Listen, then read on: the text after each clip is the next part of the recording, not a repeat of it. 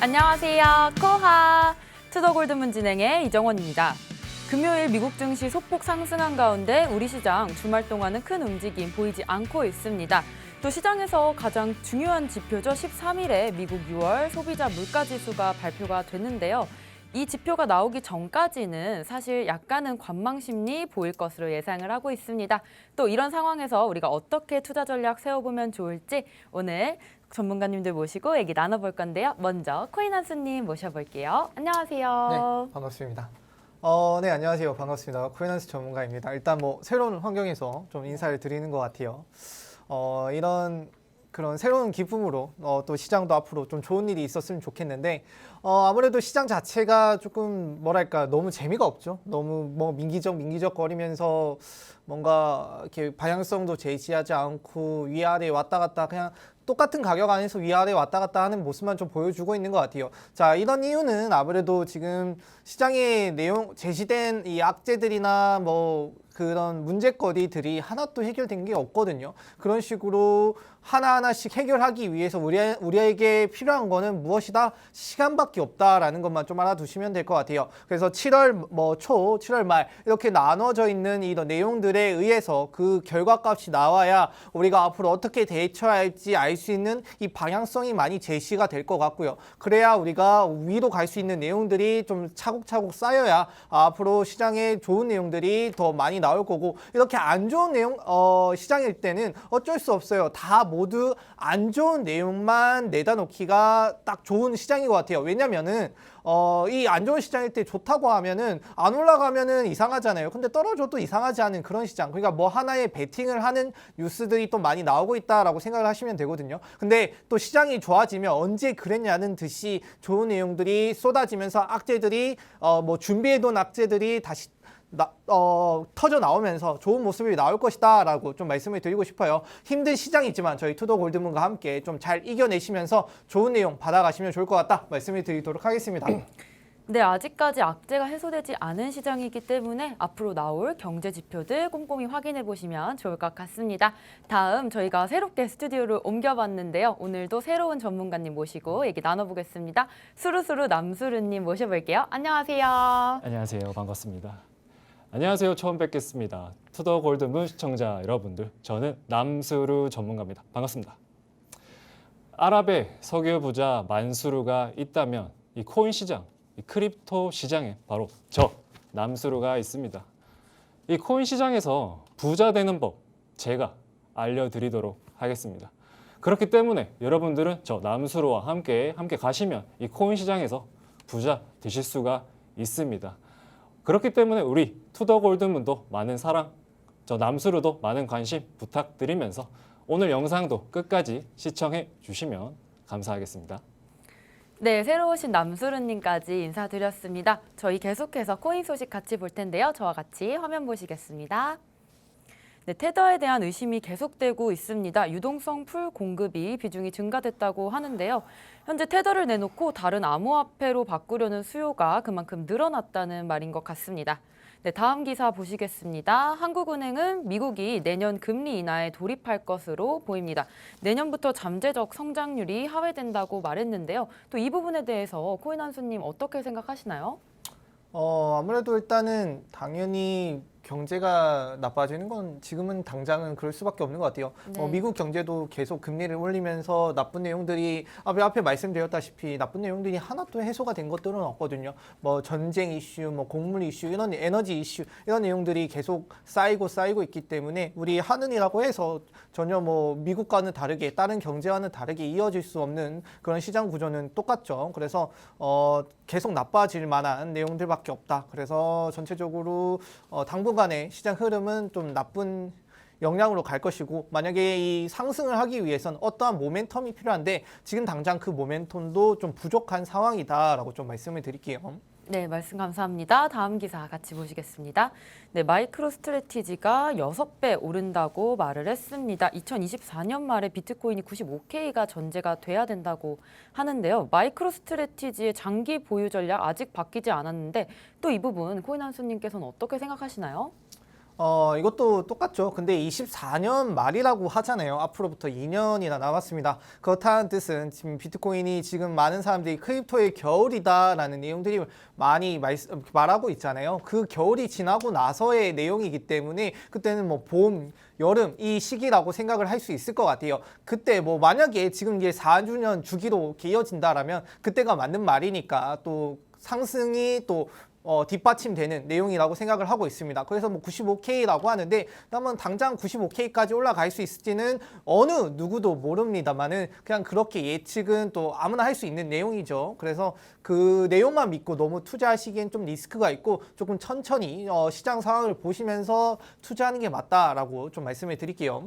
네, 다음 기사 보겠습니다. 네, 퍼펙트 스톰 마가라 금감원이 리스크 대응에 총력을 다하는 대응 방안을 논의했다고 합니다.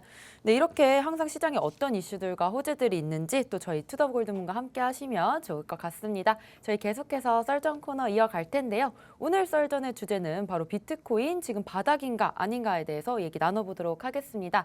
먼저 얘기 주실 전문가님. 제가 먼저 말씀을 드려보도록 하겠습니다.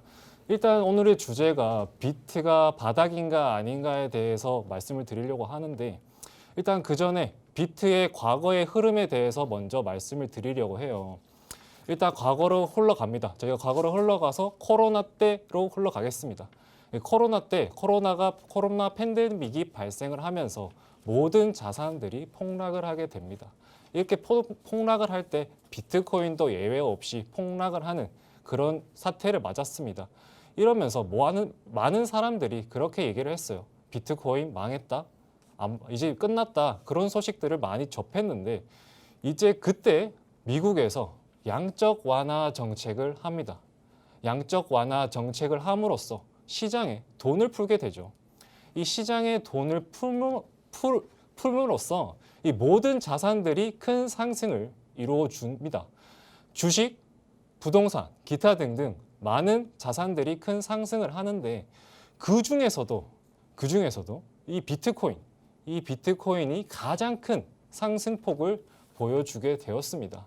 이 코로나 팬데믹 때 발생한 저점으로부터 4월 달에 찍은 해외 차트 기준으로 62K예요. 이 저점에서부터 이 62K까지 이 몇 퍼센트 상승인지 아십니까, 여러분들? 바로 1000%가 넘습니다. 이 1000%가 넘는 상승률을 보여주었다. 우리는 이런 수직으로 상승하는 이 차트를 보고 우리는 유명한 모델을 생각을 할 수가 있어요. 바로 하이먼 민스키 모델입니다. 하이먼 민스키 모델이란 기관이 투자를 해서 이제 개미들이 그 위에 올라타는 이제는 수직으로 상승을 했다가 나중에는 수직으로 하락을 하는 그런 형태의 모델을 뜻합니다. 이런 비트코인이 이런 하이먼 민스키 모델과 매우 흡사하게 흘러갔다. 그래서 이 4월 달에 62K 고점을 찍고 이 하이먼 민스키 모델처럼 수직으로 하락을 합니다. 반등도 한 번 없이 수직으로 내리꼽는 그런 모습을 보여주었습니다. 이렇게 하락을 하면서 근데 이 하이먼 민스키 모델과 같이 가려면 그 전 저점을 뚫고 내려가서 이 시장의 공포를 조장하면서 공포를 조장한 뒤로 이렇게 안정세를 찾으면서 상승을 이루어 주어야 하는데 갑자기 비트코인이 하락이 멈췄어요. 왜 하락이 멈췄냐? 이 모델대로 흘러가려면 더 하락을 했다가 이제 안정세로 접어들어야 되는데 왜 하락이 멈췄냐 우리가 들여다보니까 6월 말에 21년 6월 말에 비트코인 선물 ETF가 승인이 납니다. 이 비트코인 선물 ETF가 승인이 나면서 신규 자금들이 유입이 되죠. 이런 신규 자금들이 유입이 되면서 이제는 오히려 그전 고점이었던 이 62K를 뚫고 69K까지 상승을 하는 어마어마한 흐름을 보여줍니다. 그러면서 이제 사람들을 외쳤습니다. 비트코인 이제 10억이다. 1억이 아니라 이제 우리 목표는 10억이야. 사람들이 이제 열광을 합니다. 하지만 이때 우리는 재밌는 특이점을 찾을 수가 있어요. 우리 투더골드문을 시청하시는 분들이라면 다들 알고 계실 거예요. 이 정답을 알고 있어요. 제가 말씀드리고 싶은 이 특이점을 알고 있어요. 이 비트코인 선물 ETF가 승인이 됨으로써 이 나스닥과의 동조화가 일어납니다. 바로 커플링이라고 하죠. 비트코인과 나스닥이 커플이다. 둘 다 커플이니까 나스닥이 하락을 하면 나도 커플인 비트코인도 하락, 나스닥이 상승하면 나도 커플인 비트코인도 상승을 하는 이런 커플링 현상이 나타납니다. 우리가 초등학교 때, 중학교 때 수학 시간에 이런 방정식을 배워요. A랑 B랑 같다. B랑 C랑 같다. 그러면 이 A와 C가 같다. 이런 방정식을 배웁니다. 그러면 이 A가 비트코인, B가 나스닥. 그러면 C. 이 C를 알다면 우리가 비트코인이 오르는지 내리는지 그걸 확인할 수가 있습니다. 그러면 우리가 이 C가 무엇일까? 이 C가 무엇일까가 정말 중요한데 여러분들은 알고 계세요. 알고 계세요. 이 투더골드문 계속 시청하신 분들이라면 알고 계십니다. 작년 11월 달부터 69K 고점을 찍고 나스닥과 비트코인은 갑자기 하락을 하게 됩니다. 대형 악재가 터졌죠. 이 악재가 무엇이냐? 코로나 빔 때 이 연준에서 돈을 풀었는데 이 푼 돈을 이제 거둔다고 합니다. 뭘로? 바로 금리 인상 그리고 양적 긴축 정책, 대차 대조표를 축소를 하면서 이 양적 긴축 정책도 펼치고 금리 인상까지 하겠다. 이런 정책을 펼칩니다. 그러면서 나스닥과 비트코인은 같이 하락을 하는 이런 공포를 몰고 가는 그런 현상을 보여줘요. 근데 하필 이 비트코인은 나스닥 하락을 하는데 비트코인은 더 급격하게 하락을 하게 되죠. 왜냐하면 더 급격하게 상승을 했으니까. 이런 현상이 나오면서 우리는 이 C가 바로 금리 인상이 되는 겁니다. 제가 아까 앞서서 말씀드렸죠. A, B, C. 그러면 이 C가 금리 인상인데 우리는 이 C에 대해서 조금 깊게 살펴볼 필요가 있겠습니다. 이 금리 인상, 그래 어쨌든 올해 금리 인상을 하는 거고 그러면 계속 올해 금리 인상을 하는 건데 비트코인은 그럼 계속 떨어지는 게 아니냐 이렇게 생각하실 수가 있는데 그게 아니라 이 금리의 인상폭, 퍼센티지에 따라서 이 비트코인이 상승을 하느냐 하락을 하느냐 우리가 또 판단을 할 수가 있습니다. 그러면 이 연준이 금리를 인상을 할 때 제일 많이 보는 지표가 뭔지 아시나요, 여러분들? 바로 CPI 물가지수입니다. 이 CPI 물가지수 발표를 보고 이 인플레이션이 높으냐, 낮으냐에 따라서 이렇게 확인을 할 수가 있는 겁니다. 그렇기 때문에 이 CPI 지수 발표가 정말 중요한데 이 비트코인이 바닥인지 아닌지 이 주제에 대해서 얘기를 하는데 지금 왜 CPI 지수 발표에 관해서 얘기를 하고 있냐라고 여쭤보신다면 이 CPI 지수 발표는 7월 13일 날 있을 거예요. 지금 한 10일 정도 남았는데 10일 정도 남았는데 남수루 전문가가 너가 어떻게 알고 미리 바닥인지 아닌지 알 수가 있느냐라고 질문을 하신다면 이 6월 30일 날에 재밌는 발표가 있었어요. 이 6월 30일 날에 5월 개인 소비 지출 PC 물가 지수 발표가 있었습니다. 이게 이 예상 수치인 6.3%에 부합하는 그런 결과가 나왔는데 이렇게 부합한다는 건 3월 달에 정점을 찍은 인플레이션이 조금씩 하락의 추세로 접어들었다. 이렇게 생각하시면 되겠습니다. 뿐만 아니라 근원 개비 소비 지출 물가 지수도 발표가 됐습니다. 이 근원이 붙은 거는 식료품과 에너지를 제외한 이 물가 지수인데 이게 정말 중요해요, 여러분들. 이게 연준이 가장 정확한 물가 지표로 평가하는 지수입니다. 근데 이 예상치가 이게 4.8%였는데 자그마치 0.1% 하락한 4.7%로 발표가 됐습니다. 그렇다는 건 이 물가가 조금씩 잡히고 있다. 어쨌든 우리는 인플레이션 정점을 찍었고 이제는 하락하는 추세로 가고 있다. 그러면 반대로 우리 비트코인과 나스닥은 바닥을 찍었고 점점 U자 형태를 그리면서 이제 상승을 보여주는 그런 형태를 보여줄 것이다라고 말씀을 드리고 싶고 두 번째로 일단 제가 A, B, 비트코인과 나스닥 커플링 된다고 말씀을 드렸잖아요. 그렇다면 우리도 차트를 안 볼 수가 없습니다. 이 차트를 보신다면 나스닥이 하락을 합니다. 나스닥이 하락을 하는데 나스닥이 하락을 할 때 하락 추세선에 맞게 하락을 합니다. 일단 이 화면을 안 보고 제가 일단 말씀을 드릴게요. 이 하락 추세선에 맞게 하락을 하는데 정확하게 하락 추세선에 맞게 하락하는데 이 모양이 하방 쐐기형, 이 거래량이 줄면서 하방 쐐기형 모양의 그림을 그리면서 하락을 하게 됩니다. 이런 패턴 모양, 폴링 웨지 패턴이라고 표현을 하죠. 이 폴링 웨지 패턴이 나온다면 보통 70% 이상은 하락 추세에서 상방 추세로 전환이 된다. 이렇게 말씀을 드리고 싶습니다. 우리 투자자들은 확률이 높은 곳에 투자를 할 수밖에 없습니다. 그렇기 때문에 이런 나스닥의 흐름과 패턴, 차트 패턴이 폴링 웨지 패턴을 그려준다. 그리고 인플레이션이 조금씩 잡힌다는 이런 지표 발표까지 더불어서 지금은 바닥이다, 바닥권. 물론 전저점을 뚫고 하락은 할 수 있어요. 하락은 할 수 있는데 찍고 다시 V자 반등을 이뤄주는 완전 저점이다고 확실히 말씀 못 드리지만 지금은 바닥권이다라고 말씀을 드릴 수 있겠습니다. 그렇기 때문에 현이치 저희 매도를 할 때가 아니라 매수를 해야 할 때다. 이렇게 말씀드리면서 마무리하도록 하겠습니다. 네, 남수르 전문가님께서는 과거 비트 움직임까지 봐주시면서 현재 지금 바닥권이라는 말씀 주셨습니다. 그렇다면 또 코인한수님께서는 지금 바닥인가에 대해서는 어떻게 생각하세요?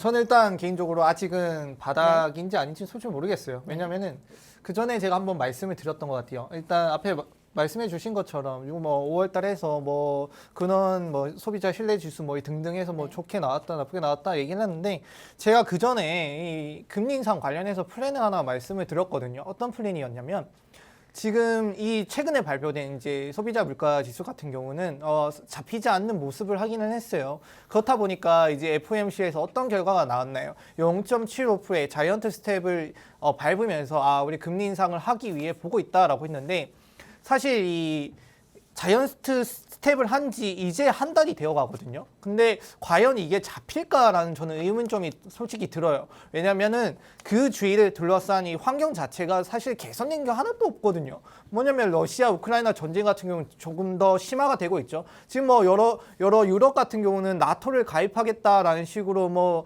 이렇게 핀란드부터 시작해서 이어지고 있는데 이 핀란드 자체가 러시아랑 붙어 있는 내용이잖아요. 그렇다니까 나토가 거기에 주둔을 하다 보면은 결국에는 그런 식으로 이끌어지면서 이 러시아와의 이 나토의 경쟁 구도는 더 심화될 수밖에 없고요. 그렇다면 지금 러시아 입장에서는 이렇게 길게 이끌어왔는데 이걸 포기할 수 있냐? 사실 저는 제가 봤을 때는 지금 포기하기에는 너무 아깝다라는 생각이 들거든요. 이렇게 해서 결국에는 러시아가 자기들이 유리한 위치, 그다음에 이 중국과의 이 든든한 동맹을 이어가기 위해서는 우크라이나를 점령하는 게 더 박차를 가할 수밖에 없다. 그래야 이 러시아와 이 서방 국가의 완벽한 분리를 이루어서 서로의 대척점을 가져갈 수 있는 부분들이 나올 것 같은데 지금 애매하게 포기하기에는 좀 이르다. 그렇게 되면은 현재 제시된 이 전쟁 상황 그 자체가 계속 이어질 가능성이 있고 더 심화될 가능성이 있다라는 걸 좀 말씀을 드리고 싶어요. 다시 돌아와서 FOMC 내용을 좀 돌아올게요. 돌아오자고 하면은 FOMC 결과가 결국에는 0.75 나왔고 앞으로 있을 7월 말에 FOMC가 한 번 더 남았습니다. 그때도 많은 사람들이 93%, 94% 0.75%를 인상하겠다라는 내용들이 나왔거든요. 자, 이걸 보면은 사람들이 지금 물가가 안 잡히겠구나, 나쁘겠구나라는 거를 우리가 그 포인트로 대신 확인할 수 있단 말이에요. 자, 93%, 94%가 예측하는 부분이 뭐냐면은 전문가들이나 기관들이 지금 현재 경제 상황, 거시적인 경제 상황을 봤을 때 전혀 뭐 잡히고 있는 내용들이 없다라는 걸 좀 그 수치에 반영한 거라고 생각을 하시면 됩니다. 자, 7월, 지금 이제 7월 3일인가요? 7월 중순 10일, 11일 이쯤 되면은 이제 다음 주겠네요. 다음 주 되면은 이제 소비자 물가 지수가 다 발표가 돼요. 그 소비자 물가 지수가 나와야 지금 0.75% 하고 있는 이 내용이 효과가 있는지 없는지를 확인할 수 있습니다. 제가 저번에 말씀드렸던 현재 금리 인상 포인트는 1.75% 포인트라고 제가 말씀을 드렸잖아요. 이게 그 연준 이걸 투표하는 사람들이 예측하는 올해 포인트는 4%대 혹은 3.75%대이거든요. 앞으로부터 2배나 더 올려야 되는 상황이 남아있다. 이 내용이 뭐냐면 현재부터 소비자 물가지수가 아직 더 오를 가능성이 있기 때문에 그걸 잡기 위해서 과감한 그 금리 인상 단행을 하고 있는 내용이다라고 좀 확인을 할 수 있을 것 같아요. 그렇게 되면은 지금 뭐 바닥이라고 말씀을 드리는데 확실한 바닥인지는 확인할 수가 없고요. 그다음에 뭐 거시적인 환경, 그다음에 뭐 지금 많은 사람들이 지금 크립토 겨울이다. 앞으로 2년이나 더 남았다. 지금은 저점 최근에 3번 동안의 크립토 겨울이 있었거든요. 13년, 뭐 17년, 이제 21년, 22년이 되는 22년으로 좀 미뤄져서 나오고 있는데 지금 겨울이다라는 내용들이 조금 맞춰지고 있는 모습들이 좀 나오고 있다라는 걸 좀 말씀을 드리고 싶었고요. 그리고 7월달 넘어가면 이제 8월달은 FOMC가 남아있지가 않아요. 그렇게 흘러가서 9월달에 남아있거든요. 그러면 우리에게 주어진 기회가 뭐냐면은 자 이제 7월달 FOMC가 끝나고 그때 이 한 달 동안 혹은 2달 동안 확실한 소비자 물가지수가 잡히는 걸 우리 눈에 포인트적으로 보여줘야 되는 이 고비가 하나 남았다. 그 고비가 진짜 넘어섰을 때 우리가 이 소비자 물가지수가 잡히고 있는지 아니면 찐 바닥인지 확인할 수 있는 기회가 될 것이다. 혹은 그때부터가 모멘텀인 내용들이 될 것 같아요. 자, 모멘텀이라고 하는 거는 확실한 추세 전환이죠. 혹은 이 추세 전환이 됐을 때 그걸 밀어주는 힘이라고 보실 수 있거든요. 근데 지금 자체는 그걸 밀어줄 수 있는 힘들이 없어요. 자, 시장을 보시면은 뭐 올라갔다가 빠졌다가 올라갔다가 빠졌다 이걸 반복을 하잖아요. 그렇다는 뜻은 이게 저점일 수도 있고 방향성을 제시를 했는데 그 방향성이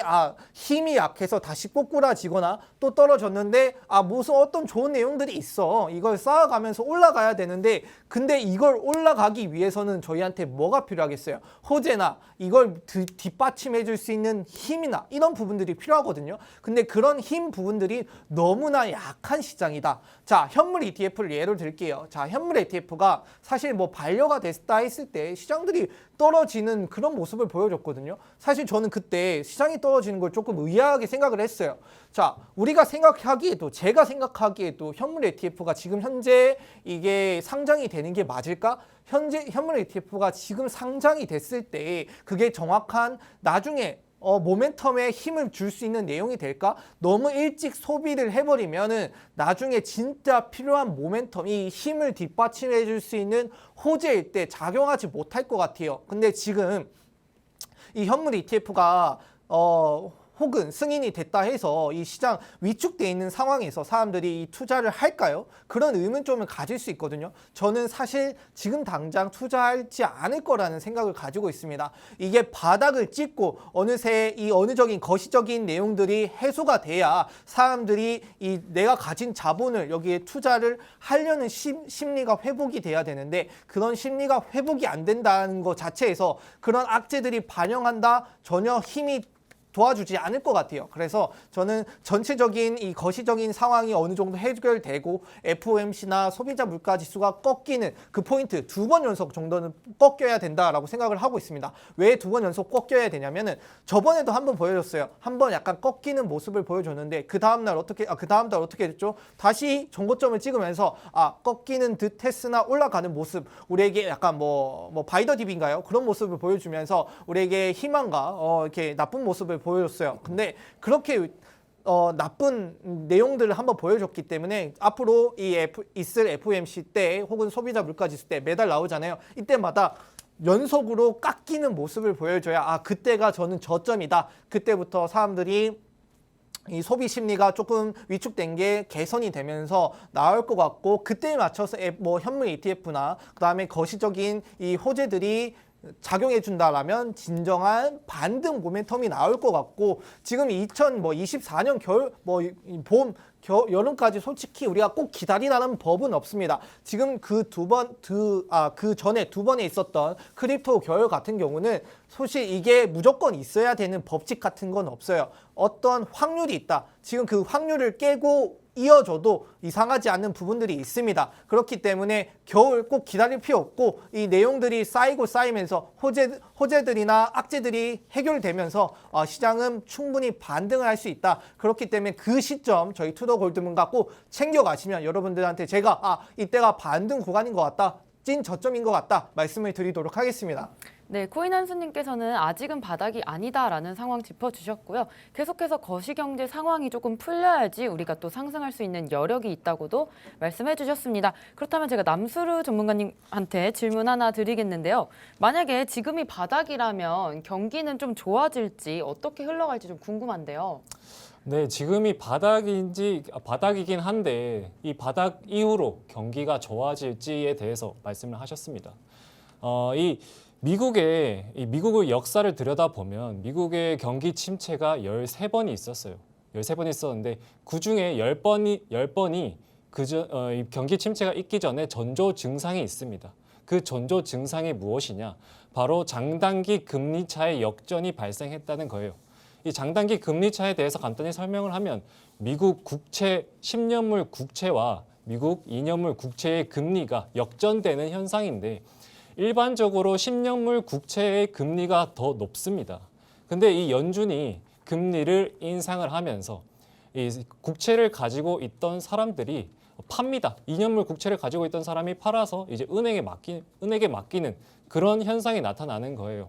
그러면서 2년물 국채가 값싸지고 결국에 그 값싼 국채를 산 사람들은 이 금리를 이율을 높게 가져가는 이런 2년물 국채의 금리가 올라가는 그런 현상이 발생이 됩니다.